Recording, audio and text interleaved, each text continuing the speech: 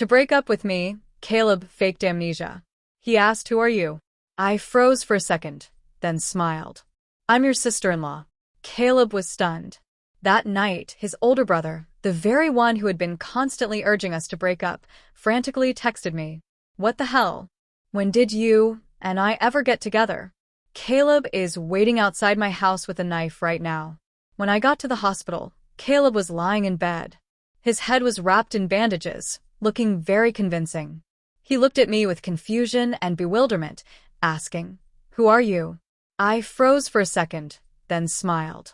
I reached up and pulled my collar down slightly, revealing a red mark on my neck. "I'm your sister-in-law." The door to the hospital room was closed. His brother was waiting outside, waiting for me to break up with Caleb. When I received the news that Caleb had been hospitalized after a car accident, I was actually with his brother. Arthur looked at me with a half-smile, waving a $5 million check in his hand. "Miss Sterling, no one can predict the future between you and Caleb, but your own future can take off from this moment on." Caleb and I had been dating for 2 years, and he had always kept his family background a secret. Until recently, when I was working a part-time job and bumped into him. He was out having fun with friends, staying in a presidential suite that cost $50,000 a night. When he was checking out, I just stood quietly at the front desk looking at him. I wasn't suffering, nor was I tired. Caleb and I locked eyes. He looked embarrassed. "I was afraid to tell you before, because I thought you'd feel too much pressure being with me." Me. I pointed at myself in disbelief. Me? Do I look like someone with that much pride? If you had told me you were rich from the start, you wouldn't have had to chase me for over a year. Not many people knew Caleb and I were dating. After his friends saw us that day, word somehow reached the Davis family. And that's how I met the head of the Davis family, Caleb's older brother, Arthur Davis. The two brothers looked about 70% alike. When Arthur looked down at me, his oppressive and heavy aura made me shudder. He told me to break up with Caleb. Last night, he sent me a video. In the video, he and Caleb were sitting across from each other. Compared to the still boyish Caleb, his older brother was clearly more mature and composed. When Arthur spoke, his voice was unhurried, every word striking right at the heart. "I heard you and Emma met in college. You chased her for a long time, and she always had a terrible temper. But the moment she found out who you really are, she suddenly became completely obedient." His implication was obvious. Gold digger, hypocrite, compromising herself for money. Caleb quickly retorted, "She's not like that." His tone was hasty, lacking confidence. He was just eager to defend me. But deep down, even Caleb didn't fully believe his own words. Compared to an old fox like Arthur, Caleb was out of his depth. Seeing Caleb take the bait, Arthur couldn't help but smirk. "Is that so? Then why don't we put on a little show? You fake amnesia after this car accident and ignore her. Let's see how she reacts." The video ended there. What was happening now left no doubt. Caleb had agreed to play along. The expression on Caleb's face changed rapidly, like his brain was buffering from an overload of information. "Want an apple? Your sister-in-law will peel one for you." $5 million was definitely tempting, but the fact that you two brothers were playing me for a fool really pissed me off. Hearing me call myself sister-in-law made Caleb's face turn green with anger. He opened his mouth, clearly wanting to interrogate me, but stopped himself at the last second. He still had to maintain his amnesia persona. If he broke character, now he'd only be shooting himself in the foot. He feigned composure, but tears welled up uncontrollably in his eyes, and his voice was choked with emotion. I think my brother is single." I smiled and waved my hand dismissively. "You have amnesia.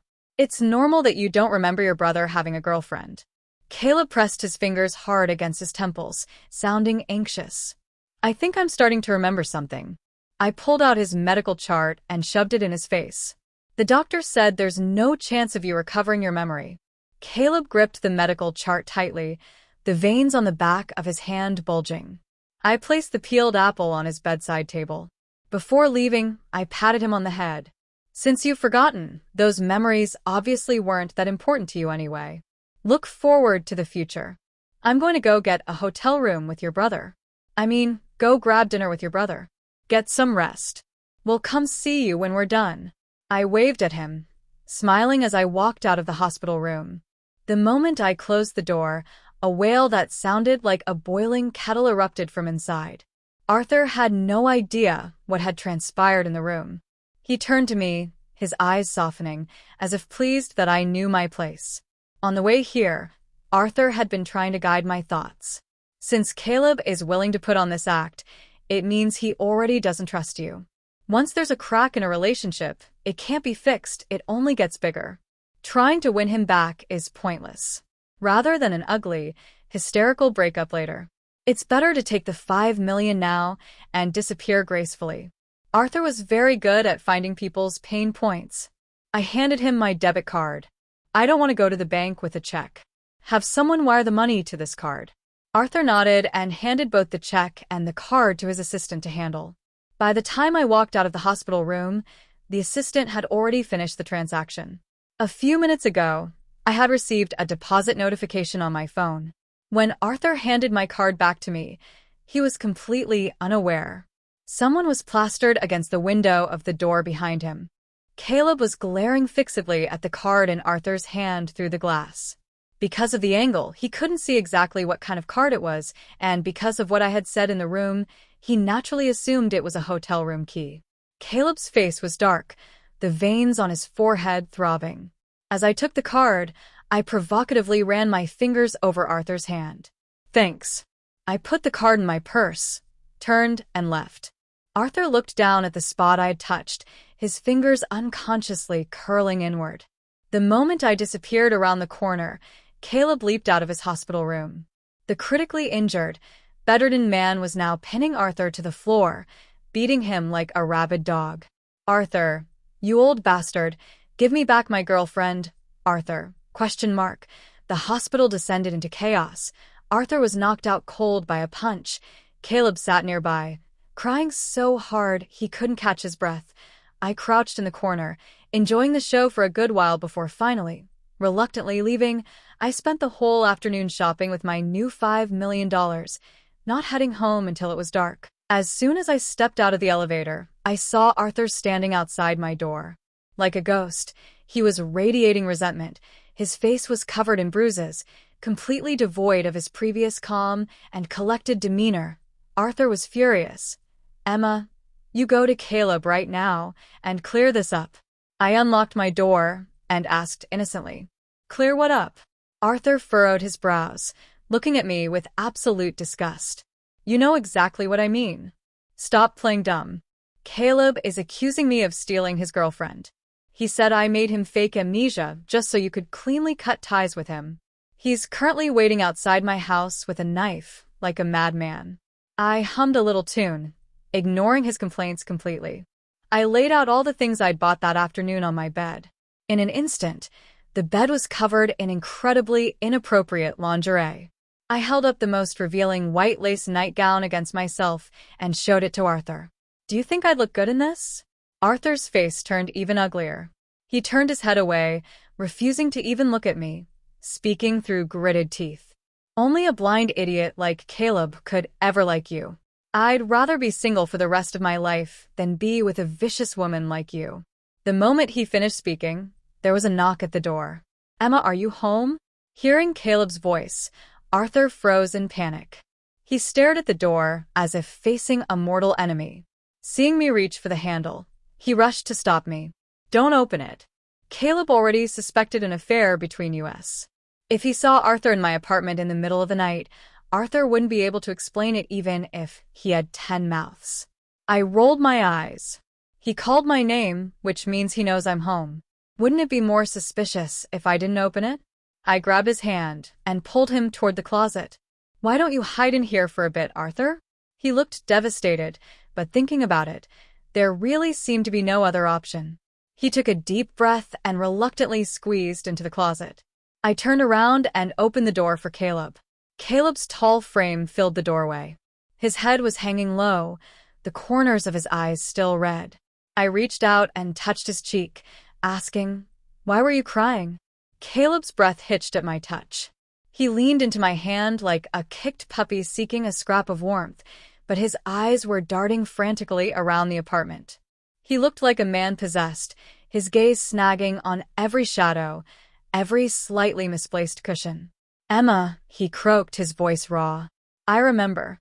I remember everything. I was wrong, okay? The amnesia, it was a joke. A stupid, petty test. My brother, Arthur, he got into my head. He said you were only with me for the status, that you jumped ship the moment things got hard. I tilted my head, my expression a mask of saintly patience. Arthur? Your brother? But he told me you've always been prone to delusions, Caleb. He said the car accident scrambled your brain so badly you might start inventing past lives with strangers like me. Caleb's face contorted. That liar. He's the one who filmed the video. He's the one who told me to ignore you. He stepped into the room, his nose wrinkling. He sniffed the air like a bloodhound. Why does it smell like his cologne in here? Why are there 2 glasses of water on the counter? From the depths of the closet, I heard a faint, wooden thud. Arthur had likely just banged his head against a shelf in his mounting terror. Oh, that, I said, walking toward the bed where the mountain of scandalous lingerie was still piled high. I picked up a sheer, crotchless black lace number and dangled it from my finger. Your brother came by to drop off a severance package. We got to talking about preferences. He has very expensive taste, Caleb. Much more refined than yours. Caleb looked at the lace, then at me, then at the closet door. The silence in the room was so thick you could have cut it with the knife he was supposedly carrying. He's here, isn't he? Caleb whispered, his voice trembling with a mix of heartbreak and murderous intent. Arthur is in this apartment. Caleb, don't be dramatic. I sighed, sitting on the edge of the bed and stretching my legs out provocatively. You have amnesia, remember? You don't even know who I am. Why do you care if your sister-in-law entertains guests? Caleb didn't answer. He lunged. Not at me, but at the closet. The doors flew open with a bang. Arthur was huddled between a trench coat and a row of silk dresses, looking about as oppressive and heavy as a wet paper bag. His eyes were wide with the realization that his life was effectively over. Caleb, wait. Arthur started, putting his hands up. Caleb didn't wait. He dragged his brother out by the collar of his bespoke suit. You set me up. You told me she was a gold digger, so you could move in on her. You saw her at the hotel and decided you wanted her for yourself. I didn't. Arthur yelled, struggling to regain his footing. She dragged me in here. She showed me her underwear. She's insane, Caleb. I leaned back on my elbows, laughing softly as the 2 most powerful men in the Davis dynasty brawled on my rug. Caleb was swinging wildly, fueled by the rage of a betrayed lover, while Arthur was trying to defend himself with a cold, calculated logic that had clearly failed him the moment he met me. Stop it, I shouted, though I didn't move an inch. You'll ruin the lace. Eventually, they both collapsed, panting and bruised, staring up at me. I stood up and walked over to them, looking down with a cold, triumphant smirk. Are we done? I asked. Because I have $5 million in the bank, a bed full of silk, and I'm feeling incredibly thirsty. I reached into my purse and pulled out the debit card Arthur had loaded for me. I dropped it on Arthur's chest. Thanks for the gift, Arthur. It bought me a lot of clarity. And Caleb. I turned to the younger brother, who was looking at me with wide, tearful eyes. The amnesia was a great touch. It really helped me realize that I don't want a boy who plays games. I want a man who knows how to keep what's his. I grabbed Arthur by the tie and hauled him up. He looked stunned, his breath hitching as I pressed my body against his. Caleb, get out, I commanded. I need to have a long, private conversation with your brother about my future. Caleb scrambled to his feet, looking like he'd been struck by lightning. Emma, no. You can't. I can, I said, leaning in to whisper in Arthur's ear, making sure Caleb heard every word.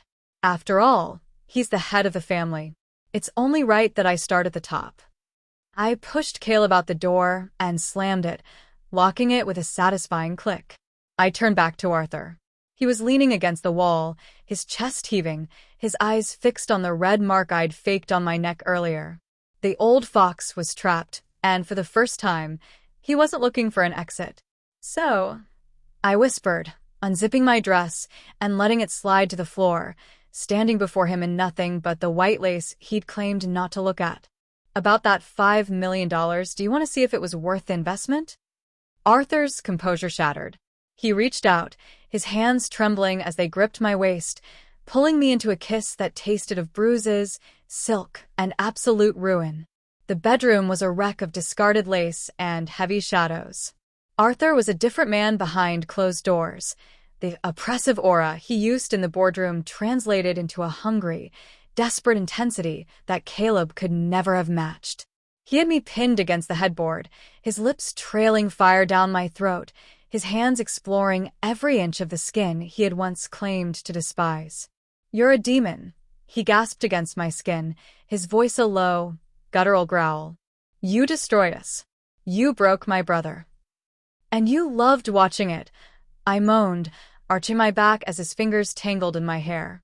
"Don't lie, Arthur. You've wanted to steal me since the moment you saw me standing at that front desk. The $5 million wasn't to make me leave. It was a down payment." He didn't deny it. He couldn't. He moved lower, his tongue swirling around the mark on my neck, replacing the fake bruise with a real one, a brand that would tell everyone exactly who I belonged to now. "I'll give you $10 million, he rasped, his breath hot against my thigh as he moved between my legs. 20. Just stay. Just stay, and ruin me." "Careful, Arthur," I whispered, grabbing his hair and pulling his face up to mine. "I'm a very expensive habit." "I can afford it," he groaned, before plunging into me, drowning out the sound of Caleb's frantic, desperate knocking on the front door with the sound of our shared, jagged breath. In the end, Caleb got his amnesia. He'd spend the rest of his life trying to forget the night he lost everything to the brother he thought was protecting him. And Arthur? He got the vicious woman he deserved. As for me, I got the money, the man, and the last laugh. And it was worth every cent.